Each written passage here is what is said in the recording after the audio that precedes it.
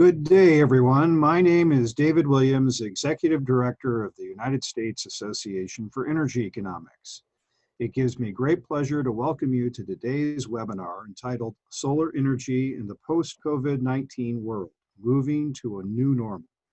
We are grateful to our moderator, Dr. Ebers Broughel from Tetra Tech, and our distinguished panelists for today's timely discussion. First, a little bit about the United States Association for Energy Economics. We are the largest affiliate of the International Association for Energy Economics and provide a forum for the exchange of ideas, experience, and issues among professionals interested in the field. The organization produces 2 professional journals, a newsletter, and holds conferences and virtual presentations, along with a host of other products and services you can find on our website at www.usaee.org. If you're not already a member of the association, we welcome you to join. A few housekeeping matters in regard to today's webinar before I hand things over to our moderator. First, this webinar is being recorded for those that cannot participate in today's live event. If you have any questions for our panelists, please click the Q&A button at the bottom of your Zoom window and type your question. We've allocated sufficient time at the end of the webinar to address your questions. And now I would like to introduce you to our moderator, Dr. Anna Ebers Broughel, economist and statistician at Tetra Tech. Anna, over to you. Thank you, Dave. It's a pleasure to be moderating today's discussion. It's the first solar webinar hosted by USAEE this year. I'm Anna Ebers Broughel. As mentioned, I'm an economist and ecologist at the consulting firm Tetra Tech. Today, we have about 85 years of joint experience in solar online, and I'm looking forward to an amazing discussion. So first speaker is Jenny Chase. She's the manager of Bloomberg New Energy Finance's Global Solar Insight Services. She launched this service in early 2006 and is an author of Bloomberg New Energy Finance's quarterly PV market outlook that I often enjoy reading. To set the tone right, we decided that we'll also include some fun facts about our presenters. So Jenny's fun fact that in 2007, her team, under her lead, was able to predict a sharp decline in the price of crystalline silicon modules, a drop in of about 40%, while all the other analysts expected a slow drop of 5 to 10% per year. Our next speaker is alone responsible for about 45 years of experience in renewable energy. Charlie Gay, or also known as Dr. Solar. Charlie has experience both in the private and the public sectors. Among his public sector engagements is leading Solar Energy Technologies Office at the US Department of Energy, as well as being a director at the National Renewable Energy Laboratory. He's also been instrumental in the private sector, leading a lot of different efforts at Applied Materials and other organizations. Most recently, Charlie created and funded a Green Star Foundation that delivers solar power and internet access to villages in the developing countries. And the third speaker is Gregory Nemet. Professor Nemet is a associate professor at the University of Wisconsin-Madison at the Lafayette School of Public Affairs. In addition to his impressive publication records and prolific public speaking, he is an author of a new book that is called How Solar Energy Became Cheap. And I hope to hear snippets from that book during today's presentation.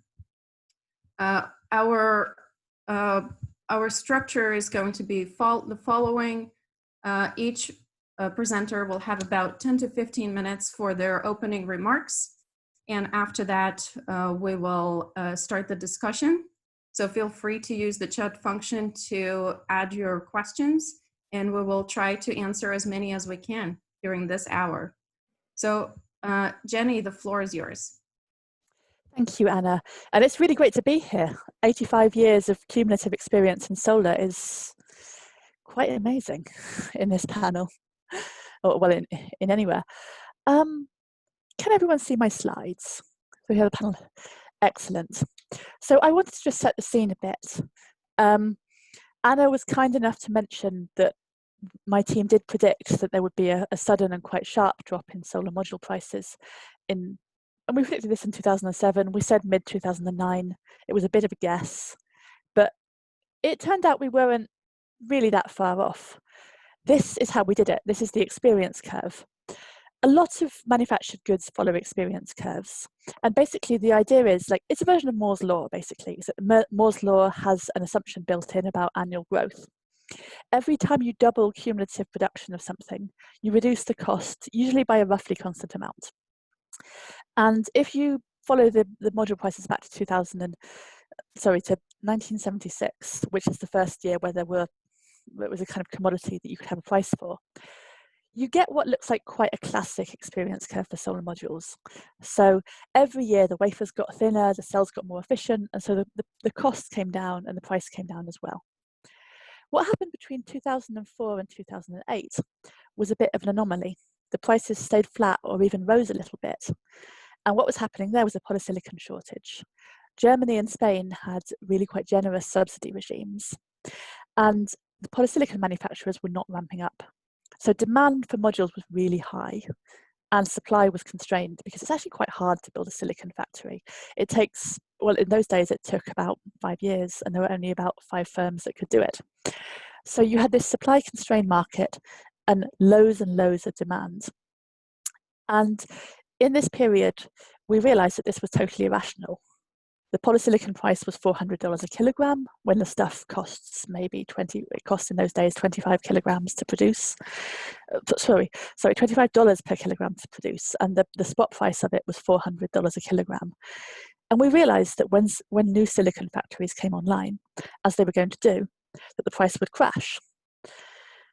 And then it would go back to the experience curve, which it had been on more or less since modules were invented. And that was more or less what happened. By 2012, the module price was pretty close to the experience curve. More recently, we've had to kind of shift where the experience curve is, and 28.5% learning rate is pretty steep. Most learning rates around 20%. So I'm a little bit worried about this number, but it's basically got very steep over the last 5 years. And we think that's probably what's going on there, is that companies are destroying value by building expensive new factories and then having to shut them because they're obsolete before they're fully depreciated. So there's vicious competition and it's driving down the cost of modules even more than you might expect just from the standard manufacturing improvements. Just on Monday when I was making this presentation, I thought I'd have a look at our auction tool, which tracks the prices bid to supply power in different auctions around the world. And at Bloomberg NEF, we focus on renewables auctions. So here, the blue dots are wind, the yellow dots are solar, the grey dots are other bits, usually technology agnostic auctions. And we've basically tracked over time the nameplate price. And it's not, I mean, you could draw a line pretty much anywhere on this chart. And bear in mind that auctions were only brought in, they really only became a big thing after 2014. Before this, you would probably see prices around $300, $400 per megawatt hour. But what I would say is that prices have come down to really clustering around the $40 per megawatt range. There are a lot of countries where you can now deliver solar for $40 a megawatt hour.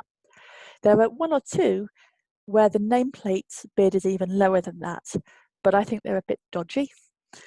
You get headlines from the Middle East, from Abu Dhabi and Dubai, that the new headline price is $16 or $17 or $14 per megawatt hour.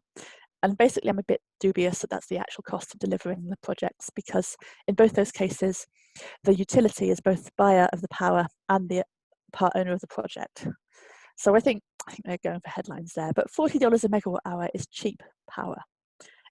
And our energy economics team reckons that renewables are now the cheapest source of new bulk electricity in countries that represent 2/3 of the world's population and 72% of global gross domestic product. So solar is the cheapest in Chile, in most of the Middle East, in Germany, weirdly enough, obviously South Africa, that's sunny, and also surprisingly China, India and Australia. So wind's still pretty cheap in the countries that aren't very sunny. In most of Latin America, which is incredibly windy in most places, and the US. Although we think that what will actually happen in these countries is that you'll get a mixture. Solar and wind complement each other pretty well. The sun shines in the summer and the wind blows in the winter. And that makes it a whole lot easier to run your grid on a lot of renewables if you have a mixture of both. But solar or wind, pretty much the cheapest source on a $1 per megawatt hour basis in most of the world now. And I think we're going to come on to talking about this a lot more, but what's happened to do with COVID this year? So firstly, in February, I blithely published the first quarter PV market outlook in mid-February, saying 2020 will be another record year.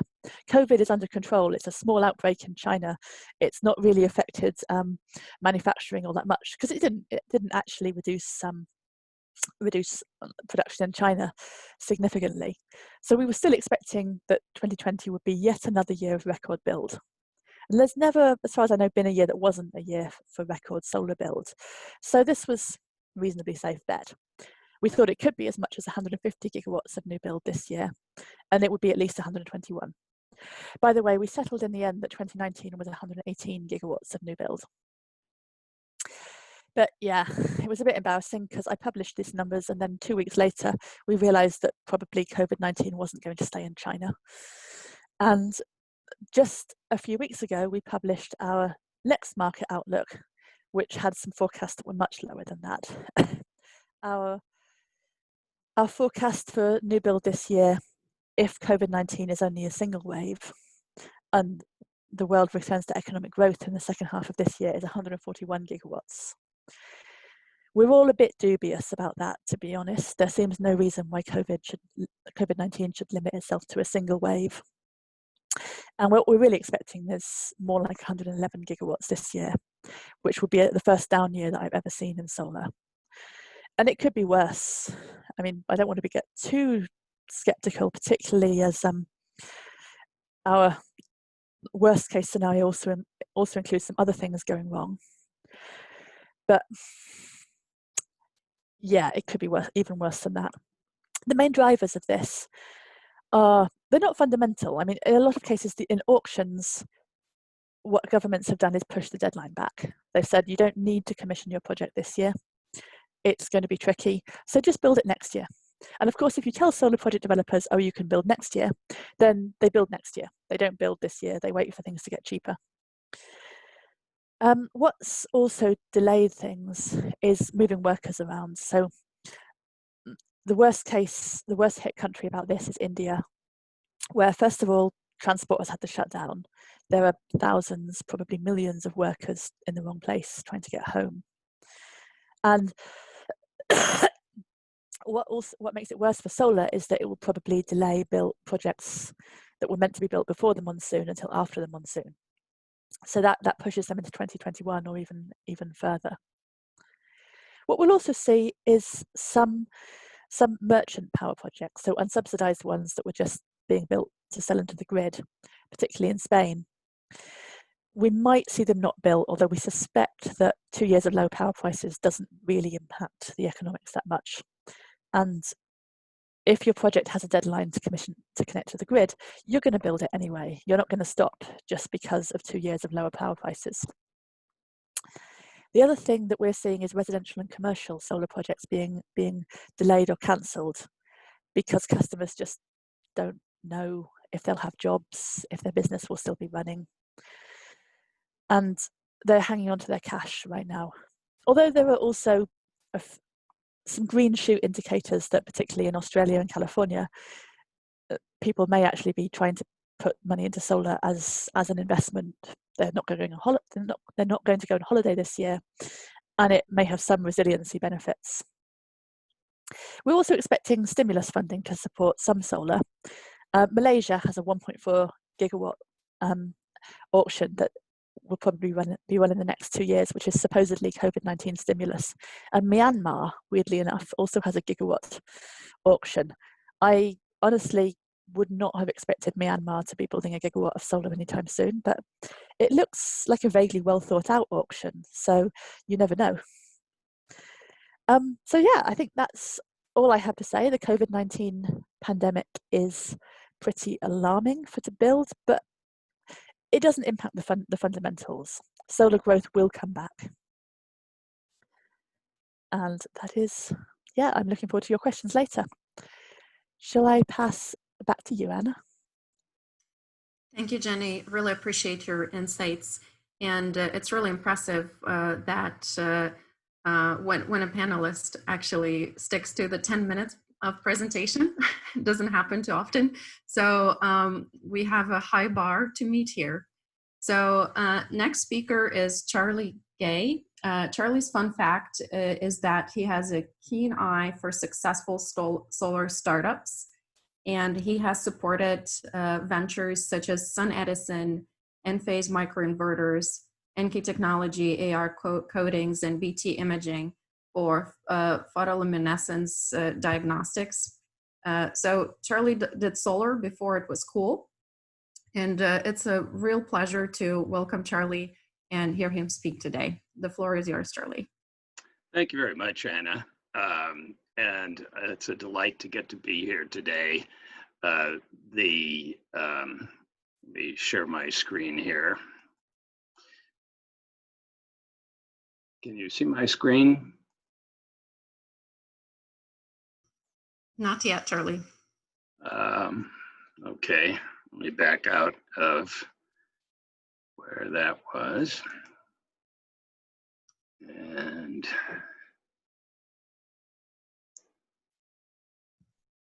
see if we can get it.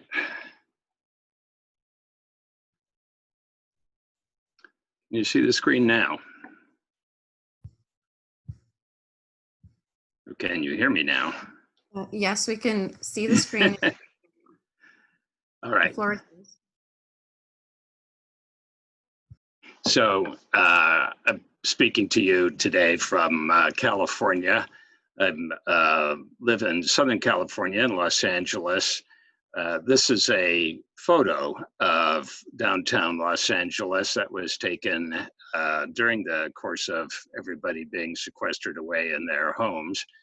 And in the background is Mount San Gorgonio, which is a little more than 80 miles away from LA, a very nice view. And one of the outcomes of COVID-19 is everybody in most parts of the world has had a chance to actually see the mountains or other scenery around the cities and areas where they live. And it's certainly registered as a significant event for posterity, I think, for the folks that have had a chance to experience clear skies around where they live.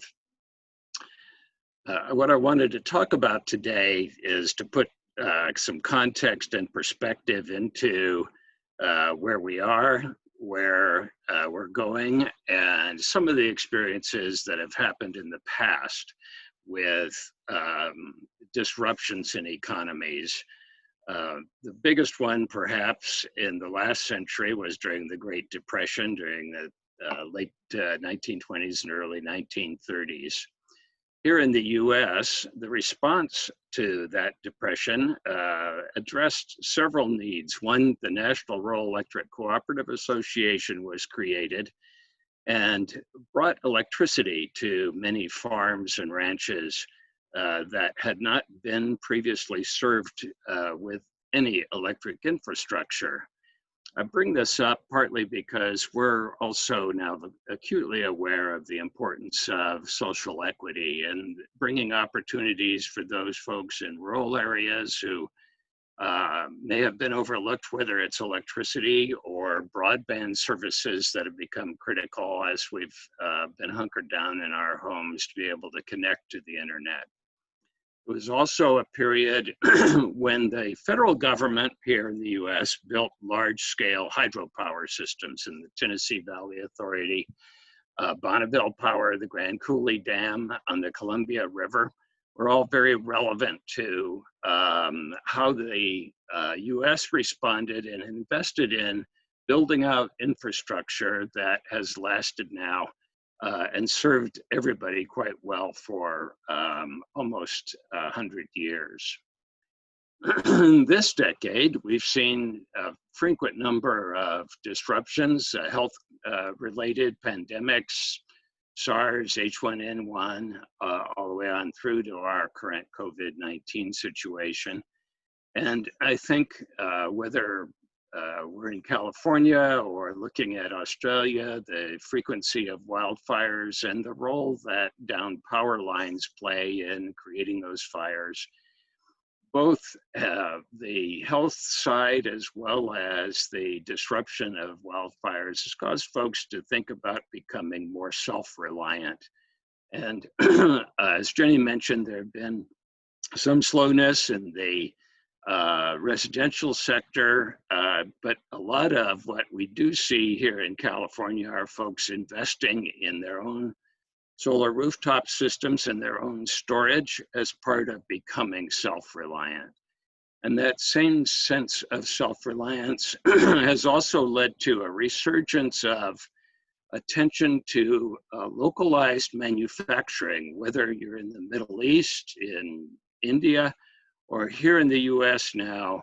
An extension of the impact of tariffs has been to look at the entirety of the value chain, to look at manufacturing high purity silicon all the way through solar cells and modules, so that the impact of a potential disruption is reduced by having infrastructure that's domestic. This decade, where we are now and thinking about what we do as we come out of the pandemic, attending to social equity, those needs of folks that have been marginalized or are in situations where it's difficult to stay abreast of what the majority of citizens in the country have been able to enjoy. And a lot of innovation is occurring now in new versions and new approaches to carrying out business in the energy space, all with the goal of keeping in mind that we want to decarbonize electricity, and helping attend to this and accelerate it is the transition to electrification of vehicles, where the scaling of storage, which was such a significant driver to the decline in cost that Jenny showed, is also playing out in the battery space. We have an opportunity to use this decade to create a lot more tools, a lot more approaches and innovative businesses, and encourage students who are entering this space to think broadly, to have a broad-based education, whether it is in high technologies or in banking. Looking at how to build new businesses is an essential chance that we have for preparing to accelerate the approaches to reducing carbon-intensive technologies. We need to get to net zero in order to attend to the impact of climate change, which means that we actually need to have negative carbon technologies, and that we need to be able to manage these changes in an effective way. The institutions that are playing a significant role here range from cities where that same sense of self-reliance at a residential or a household level is mobilized and aggregated at a community level, states setting renewable portfolio standards, and then a remarkable demand for clean energy coming from corporations that have a footprint, not just here in the US, but generally globally, especially corporations that are looking at how to power the web services, the cloud services that data centers are scaling and requiring uninterruptible power, very predictable ways, have helped encourage the integration of solar with storage and microgrid capabilities. Utilities are experiencing an enormous disruption because people aren't paying their bills. And that cash flow constraint, a lot of folks have been leveraged prior to COVID-19. The utility sector is going to see perhaps an opening of receptivity to new business models. We've recently seen that with Green Mountain Power. Mary Powell, the leadership there, have been open to looking at new ways where intermediaries, aggregators can participate in providing services to communities. And maybe the largest disruption in the oil and gas sector, where the price fell out of a barrel of oil, those industries are also rethinking how they may participate in a clean energy space and bring not just their technical skills, but the capital access that they have to bear. Here in the US, we're a very fragmented, we have over 3,000 different utilities. This map on the right shows the retail electric service territories across the US. Being able to come up with a consistent and easy to process set of protocols for permitting and for connecting to the grid has been part of what has slowed the adoption in the residential and commercial space. Overall, in the US last year, there were about 5 million jobs that touched on the electric power sector, whether it's generation, energy efficiency, or grid management systems. Solar, of course, drops into that electric power space where there's about 250,000 of those nearly 900,000 jobs that have historically been linked to solar, and the majority of those jobs, over 160,000, have been in the construction industry, the installers who go out into the field, whether they're building a power plant or working on top of a roof. That part of our solar industry has been hardest hit here in job losses, and we're continuing to see reductions that happen as a result of this wave of unemployment sweeping across many of the businesses in the US. The motor vehicle sector might represent a significant edge here as folks come out of COVID-19, and the role that electric vehicles play could also bring transportation into our electricity space and help with the adoption of clean energy and the scaling of uses of electricity that have not been a traditional part of the economy. So here in the US, there are a majority of folks attending to ideas around job creation and how to bring back jobs. And what I've outlined here are 6 main drivers that can be used to help categorize where those jobs could arise, what kinds of areas of attention and prioritization are important, and how some examples that might play to bringing those jobs back from the nearly 42 million unemployed here in the US. Digitalization of energy, especially applied to the building space, is a great opportunity where the government plays a significant role. Infrastructure, using microgrids to bring cybersecurity can help, and it's going to be increasingly important as folks look at integrating DC power systems with the grid and minimizing disruptions to the quality of power on the grid. Community solar in communities in need, like in Detroit, and especially here in the US, Native American tribal lands represent one of the most overlooked areas as we think about social equity as a part of how we bring recovery. For innovation, it's important that those ideas that folks have the opportunity to be tested quickly. And increasingly, we're seeing our national labs. The US DOE has 17 national labs, making the space in those labs and researchers in the labs available to entrepreneurs to help them try out ideas more rapidly is taking hold. We also want to keep in mind that there are going to be new industries that begin emerging here. One key example is the role of DC microgrids as folks either rebuild after fires, look at meeting California's Rule 21 for integrating solar into housing. What has slowed the adoption of technologies for a prosumer world where individuals can share power with each other, as well as be a part of the utility, by putting microgrids in place that are direct current rather than alternating current. You step in front of the meter and effectively minimize the layers of bureaucracy associated with the utility sector.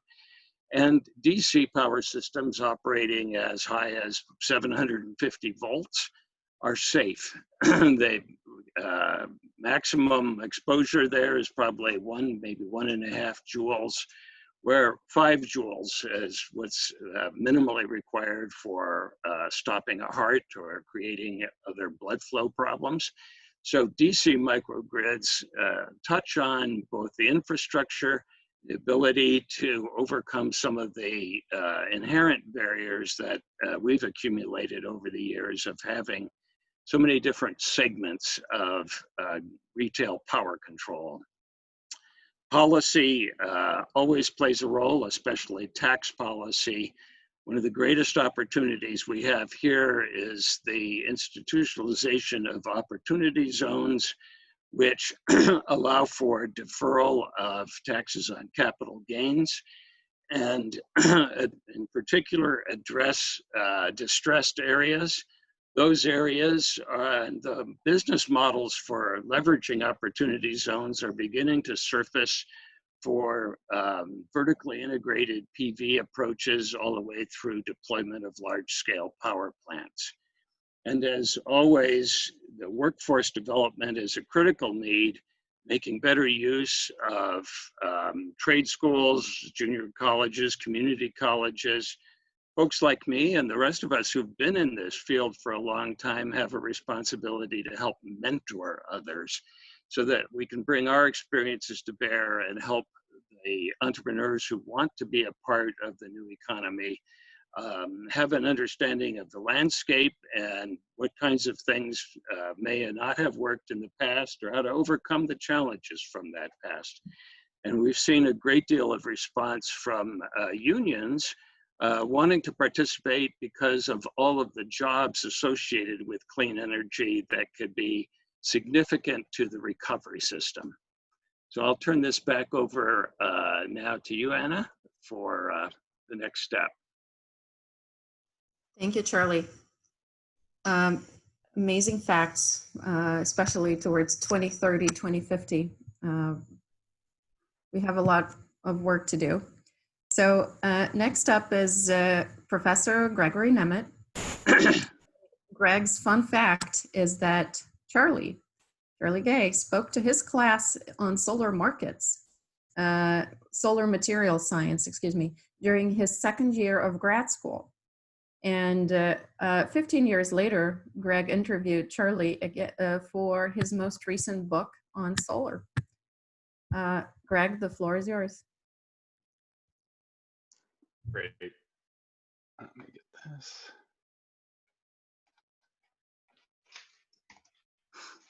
I can see your screen, Greg. You're all set. Okay, great. So thanks, Anna. Yeah, so my perspective is that we can make better choices about the technologies that we'll need in the future to deal with energy issues and climate change by better understanding how technologies have evolved in the past, and especially by understanding successful technologies. Yeah. And there's no question that solar PV has been a successful technology. And so the idea with this book project was to unpack that and understand some of the reasons for how solar energy became cheap. And I think if I had to boil it down to 3 conclusions from it, one is that no one country did it. No country persisted with the effort to begin a technology, to create markets for it, and then to get the costs out and to scale it up. It was a relay race of multiple countries. The second point is that international flows of knowledge were crucial for developing the technology. It was people moving around the world carrying knowledge with them. It was equipment moving from one country to another, capital flowing from one country to another, and eventually products being produced in one country and then being installed in another country. And then finally, the third point on it is that even though it was a big success and no energy technologies improved faster than solar, it took way too long for solar to be a model for other technologies. So if we want to learn from solar and apply it to other technologies we might need to address energy and climate problems, we have to find a way to speed up the process of innovation. So that's what I want to cover. Let me just put a couple of slides up to show this. So first of all, one thing that I find a reason for optimism in terms of addressing some of the really daunting challenges of dealing with energy and climate issues is that solar is not alone. If we look at other technologies, we've got solar coming down in cost, we've got wind coming down in cost, we've got batteries coming down in cost, we've got information and digitalization happening throughout the energy system. So when we talk about solar here, it's important to realize that solar is improving in the ecosystem of a lot of other technologies which are enabling solar, but also enabling faster change in the system. And then if I had to put my findings on one picture, this would be it. So the first number is 10 to the -4. So that's 4 orders of magnitude, a factor of 10,000 from the first commercial sale of a solar panel, which was from a defense contractor in California in the 50s to go on a satellite, to some of the contracts that Jenny was talking about today that are under $20 per megawatt hour. That's a factor of 10,000. And that's happened over a long period of time, over 70 years. And it's happened as a steady progress. So it hasn't been a big breakthrough. There's not been one period that really dominated the story. It's been steady progress by multiple countries. And I just want to point out 3 of them, 3 contributions here. The first one is what happened in the 1970s in the US with project independence and an important investment in energy R&D. And a lot was accomplished in that time. But one of the most important things that I think that happened was that it entrained people from other industries to start working on energy and to start working on solar in particular.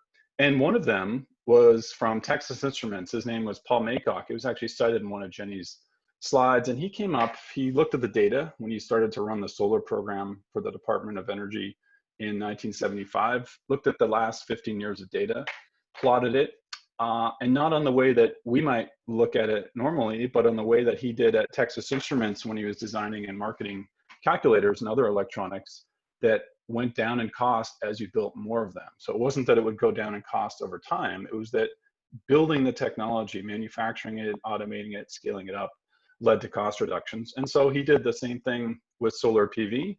And all of these data on this is from Paul Maycock's work in 1975, except that 2018 point. But you can see that he nailed it. If we think about projecting the learning curve over several orders of magnitude and over 40 years, we're pretty much where he said we would be. So that's become a really powerful model. The other part that he contributed here was on that bottom where it says 10 to $20 billion. That was his calculation of how much subsidies would be needed to buy down the cost of solar and to push along that horizontal axis to get the cost down. I think that's one of the really important things to think about with solar subsidies is the subsidies are not there just to install solar. They're not there just to reduce pollution. There's probably cheaper ways of doing that. Subsidies for solar are to stimulate innovation, stimulate technological change, and stimulate cost reductions. And Maycock saw that in the 70s, and others picked up on that. Japan picked up on that, and then importantly, Germany picked up on it. And so going back to this picture here, there's really 3 stages. There's creating a technology, which the US really did from the 50s to the 70s. Then there was creating markets for it, which the Japanese started to do and the Germans did in a big way with their renewable energy law. And then there was scaling it up and getting it cheap, which is what the Chinese did at the latter part of this sequence here. So it's really been contributions by these multiple entities here. I guess one thing I would say on the German contribution here, they spent about 3 times what MACOC predicted would be needed to subsidize solar to be competitive on its own. So they spent about $200 billion in today's dollars. And an important thing to think about what came out of that subsidy program that ran from about 2004 to 2011 in a big way is that it really stimulated investment. It gave investors confidence that there would be a market in the future. And again, it wasn't so much that it led to a lot of installations and an industry that grew around that, is that it created this expectation that there'd be a market in the future so that firms that were doing really important things like building factories, like designing equipment, could train workers and really make the investments because they could see that there would be a market in the future. And that was a really big contribution by the Germans to subsidize solar that way. And then finally, the Chinese did the last part of here, which was to make it cheap. And the Chinese contribution really comes in 2 eras. There's a pre-global financial crisis from 2000 to 2009, where it's really scrappy entrepreneurs, low-cost upscaling strategy. Most of the money is coming from the US, so it's US pension funds that fund these Chinese firms to buy equipment from Switzerland, from Germany, and from the US. They bring the equipment back to China, they install it there, they start producing panels, and then they sell it to Germany.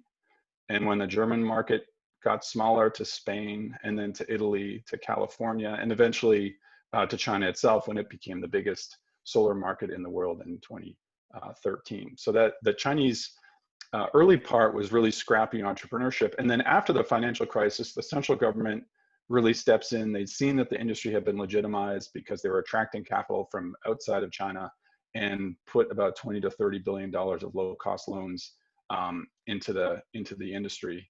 And this post-2010 era in China, I would say it's 3 things here. It's government support is one important part, intense competition. So none of the Chinese firms, even though they get incredibly large, ever account for more than 10% of the worldwide market. So the margins really collapse for making solar, and that leads to cheaper prices for people that are installing solar. And then finally, automation. So even though China had a bit of an advantage in the early 2000s with access to low-cost labor, that advantage really goes away when so many of the processes are really automated and depending on integrating equipment and putting a line together in an optimal way. And so that's the China contribution. So that's where we are, this factor of 10,000. And then just kind of looking forward for a little bit. This is one picture that it's kind of nagged me for a while. This is from Carbon Brief, but it's really about what the International Energy Agency says about the future of solar over the next 10, 20, 30 years. And if you see that blue line that's going up, that's the growth of solar of about 30% a year on average for 30 years. And predictions are always that it would be just about flat or slightly a rise. I think they really need to talk to Jenny about making their forecast. But we tried to take this forecast seriously and understand why and what are the assumptions that lead you to such flat growth rates when you've seen such a dynamic technology. And so we did our own assessment. So we used the International Energy Agency predictions, and you can see that's on the bottom right there, where you have a solar growing, but even by mid-century, doing something on a few percent of global electricity supply. So nothing, an interesting new technology, but smaller than nuclear is today as a share. Another way to look at it, and this would be a really kind of blunt brute force way to do forecasting, is just say, let's grow it at historical rates. And if we grow it at a low end historical rate, you're off the chart by 2040.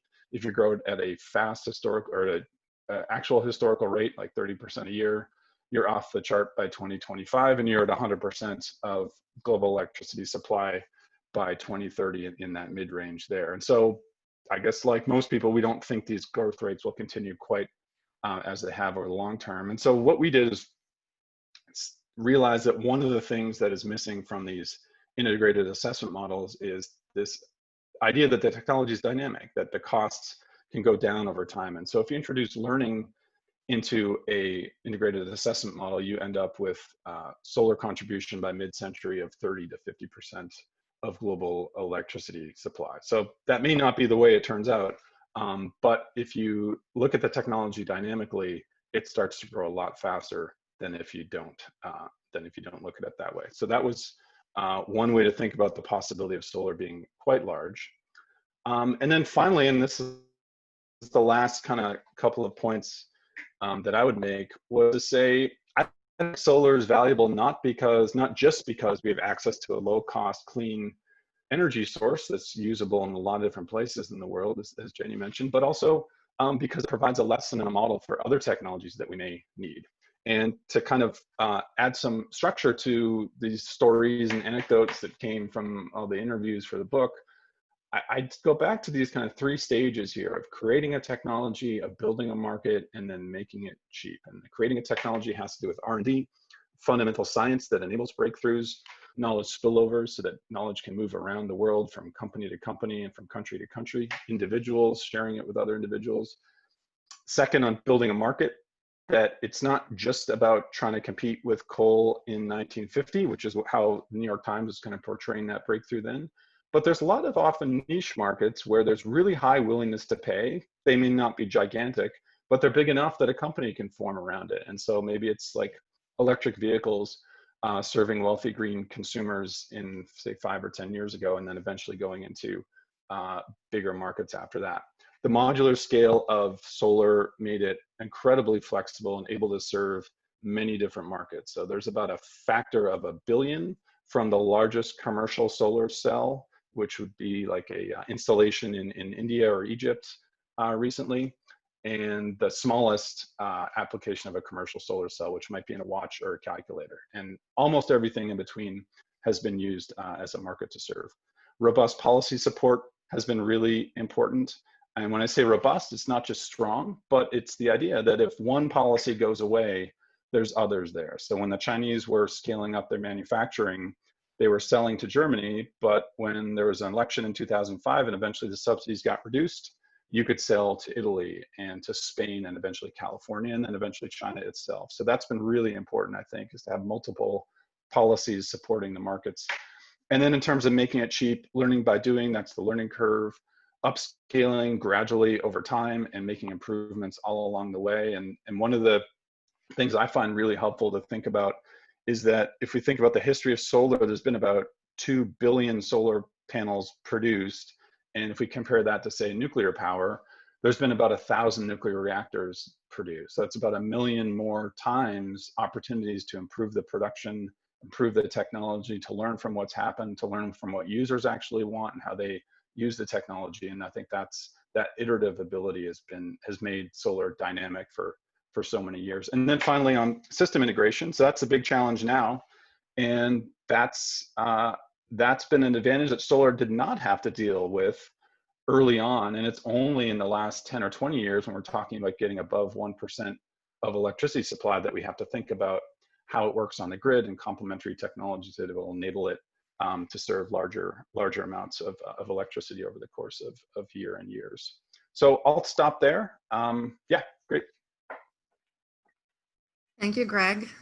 Short comment on the IE projections. Actually, it's been an interesting publication recently in one of the journals of our association in EEEP that specifically called out these projections and questioned why they were systematically underestimating the installations. So that's a very interesting point. So we have about 10 minutes for questions, and thank you, audience, for contributing questions. I would like to start with Jenny, and she has received 2 questions about finance, and I hope that she'll be able to answer them both all together. I would like to also mention that Jenny has authored a book on solar finance without jargon, so it's logical that the first questions that came were about solar finance. So Jenny, can you give us an update on financial health of the solar industry across different segments of the supply chain, and also tell us a little more about impacts on the solar market that will be apparent due to public finance shortfall that we'll be witnessing after the pandemic? Thanks, Anna, and thank you for the question. It's lovely that someone's read my book. So basically, the financial health of the solar industry is generally pretty terrible. I reckon roughly half the companies I've ever written about have gone bankrupt. And that's very much the case today. You have a few companies who have the very newest factories that are doing okay, because the newest factories have lower operating costs. They have higher their products are higher efficiency. And this applies to the Chinese ones as well, by the way. The manufacturers, they build new factories, they're better products, they have the lowest costs, but then before a couple of years are out, they're not new anymore. Somebody else has built a bigger, newer factory. And in consequence, the financial health of pretty much the whole value chain is terrible. And we do expect bankruptcies. On the other hand, there's generally always a supply of private finance willing to supply the next ones. So that's kind of not a big worry. And there is no longer significant amounts of public finance, I think, going into solar. I mean, the whole subsidy burden that Greg reported on, that's more or less gone away because solar is just not that expensive anymore. If you run an auction, you're likely to get solar below the cost of merchant power on your grid. So, yeah, bad if you're a company, good if you're a project. Thank you, Jenny, for this concise reply. The next question is for Charlie. And since you're in California, you might have firsthand knowledge on this too. So what is your take on mandating installation of solar that California has started, I believe in 2019 was when that law was passed. So installation of solar for all the new builds.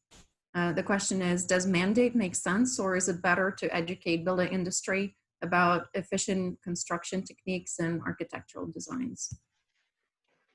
Well, certainly, first, Gherkin, I thank you for the question. Being able to address all of the facets associated with the question would be far longer than the amount of time, but I'll make several comments. Having the government be setting goals, I think, is really important. Having the government mandate how those goals get met often leads to huge inefficiencies.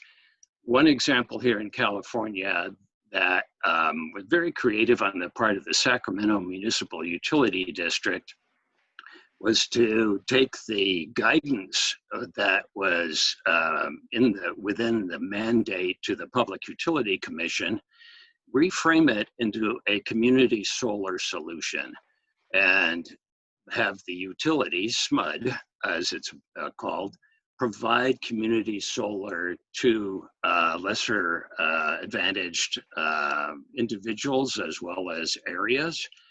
And the trigger for the creativity that SMUD showed came from this emphasis on having a direction to incorporate more solar. There are a lot of complexities related to architectural trade-offs between more insulation in a house, for example, how much you would spend on that versus how much you might spend on a solar array. That really is the homeowner's decision ultimately. And being able to encourage folks living in smaller homes has so many social challenges associated with it, I don't know where to begin. But what I have seen are some really innovative solutions for affordable housing that are essentially living smaller, but being very self-reliant and having a small footprint. Thank you, Charlie. The next question is for Greg. And I wanted to also emphasize that some of the responses can also be seen in chat. For example, Jenny has a different take on solar mandates and she responded in chat. But in interest of time, we'll move on to the next question about batteries. What are the growth prospects for storage? Because as we know, the proverbial sun doesn't always shine. And this question will be for Greg. Yeah, I mean, that's one what I tried to do in the last third of my book was to think about how to apply these lessons from solar to other technologies. And I started to look at batteries, and actually took it out of the book because I felt like the technology was just moving too fast, so that, you know, the year or two that it would take for the book to come out, by that time that the battery story has moved along really quickly, just like it has for solar. And so I started thinking about other technologies that were earlier stage. And yeah, the batteries are just moving along for some of the same reasons that solar has done well. You know, scaling up manufacturing, specialized equipment to do the manufacturing itself, serving niche markets first and going to bigger markets later, having iterative scale up so that you can make improvements over time. It looks like a very similar story. And then I think what one shift that I think is related between batteries and solar is that for a while now, it seems that utilities and grid systems, the idea is that they're kind of bending over backward to accommodate solar. Solar's messy, it works differently, it's distributed, and it's kind of a pain. And so, you know, we have to think about all this extra equipment and extra effort and extra cost to make solar work. But as you see it really growing and getting above like 1% of electricity supply to 10 or more, you start to think about solar being not on the edges or on the margins of the system, but the core of the system on which everything else is built. And I think that's where demand for batteries could really grow. I mean, the real demand for batteries has been in phones and laptops and increasingly electric vehicles. But, you know, if solar continues to get cheaper and starts getting deployed in these places that are really sunny, demand for batteries really increases, as well as probably 6 or 7 other components of a solar centric energy system that need to be there to accommodate basically that it's not sunny all the time. Thank you. The next question could be addressed to all the panelists. So if you'd like to answer it, please raise your hand. And it's a question about embodied carbon emissions that happen during the manufacturing process of crystal and silicon PV modules. From recent surveys, it's clear that some people still believe that solar uses up more carbon during the production times than it helps save during its lifetime. And Jenny, do I see a hand there?